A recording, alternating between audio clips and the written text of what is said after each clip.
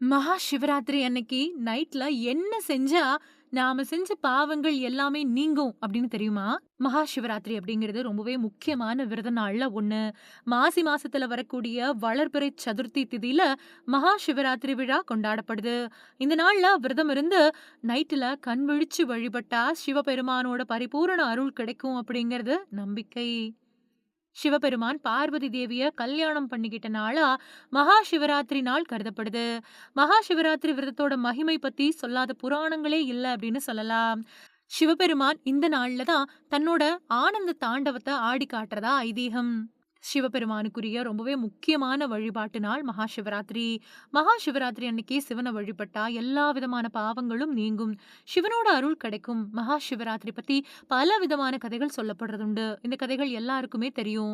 மகா சிவராத்திரி அன்னைக்கு நைட்ல கண் விழிக்கணும், விரதம் இருக்கணும் அப்படிங்கிறது எல்லாருக்குமே தெரியும். ஆனா எந்த நேரத்துல கண் விழிச்சு என்னென்ன காரியங்கள் செஞ்சா பாவங்கள் நீங்கும் அப்படிங்கிறது நிறைய பேருக்கு தெரியாது. மகா சிவராத்திரி அன்னைக்கு வீட்ல விரதம் இருந்து வழிபாடு செய்யறத விட, சிவன் கோயிலுக்கு போய் அங்க நடக்கக்கூடிய சிவ பூஜையில கலந்துக்கிட்டு சிவ தரிசனம் செய்யணும். சிவராத்திரி அன்னைக்கு சாயங்காலம் 6 மணிக்கு ஆரம்பிச்சு, மறுநாள் காலையில 6 மணி வரைக்கும் 4 கால பூஜைகள் நடக்கும். இந்த 4 கால பூஜைகள் அப்போ தொடர்ந்து ஓம் நம சிவாய மந்திரத்த உச்சரிக்கணும். சிவ மந்திரங்கள பக்தியோட சொன்னாலும், சாதாரணமா சொன்னாலும் அதுக்கு பலன் இருக்கு. நைட்ல கண் விழிக்கிறதுக்காக சில பேர் ஒவ்வொரு கோயிலா போவாங்க. அப்படி போகும்போது ஏதாவது ஒரு கோயில்ல திரையிடப்பட்டு அலங்காரம் நடந்துகிட்டு இருந்தா, அங்கேயே இருந்து அந்த அலங்காரத்த தரிசனம் பண்ணிட்டு தான் அடுத்த கோயிலுக்கு போகணும்.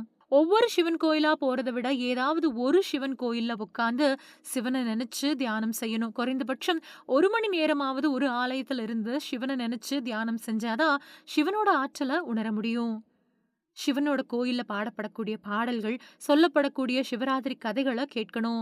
சிவராத்திரி அன்னைக்கு அன்னதானம் வழங்குறதும், கோயில்ல கொடுக்கப்படக்கூடிய அன்னதானத்த வாங்குறதும் நல்லது. கோயில்ல அன்னதானம் சாப்பிட்ட பக்தர்கள் அப்படியே அத போட்டுட்டு போயிருந்தா கூட, அத சுத்தம் செய்ய உதவி பண்ணணும். இது ரொம்ப பெரிய சிவ தொண்டாகும். மகா சிவராத்திரி பூஜைக்கு அபிஷேகத்துக்கு பொருட்கள் வாங்கி கொடுக்கலாம்.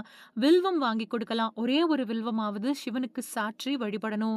மகா சிவராத்திரி அன்னைக்கு நைட்டு சிவ தரிசனம் செய்யறதால, இதுக்கு முந்தைய பிறவிகள்ல செஞ்ச பாவங்கள் மட்டுமில்ல, இந்த பிறவியில இப்ப வரைக்கும் செஞ்ச பாவங்கள் எல்லாமே நீங்கி சிவனோட அருள பெற முடியும். ஏதாவது சிவலிங்கம் கவனிப்பாரற்று இருந்தா, அதுக்கு ஒரு கையளவாவது தண்ணீர் எடுத்து ஊத்தி அபிஷேகம் செஞ்சா கூட சிவனோட அருள் கிடைக்கும். நைட்டு முழுக்க கண் விழிக்க முடியாட்டாலும் கூட 3வது அப்புறம் 4வது காலங்கள்ல கண்டிப்பா கண் விழிக்கணும்.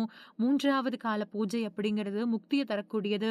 இந்த நேரத்துல சிவ பூஜை செய்யறதும், சிவ தரிசனம் செய்யறதும் ரொம்ப ரொம்ப சிறந்தது. அதே மாதிரி 4ஆம் கால பூஜை அப்படிங்கிறது எல்லா தெய்வங்கள், தேவர்கள், முனிவர்கள், மனிதர்கள் இவங்க எல்லாருமே சிவன வழிபடுவதற்கான நேரம். இது சிவபெருமான் வரம் தரக்கூடிய காலம். மகா சிவராத்திரி பூஜையில கலந்துக்கக்கூடிய பெரும்பாலானவங்க 4வது பூஜை அப்போ புறப்பட்டு போயிடுவாங்க. இதனால மகா சிவராத்திரி விரதம் இருந்து வழிபாடு செஞ்ச பலன் முழுசா கிடைக்காம போயிடும்.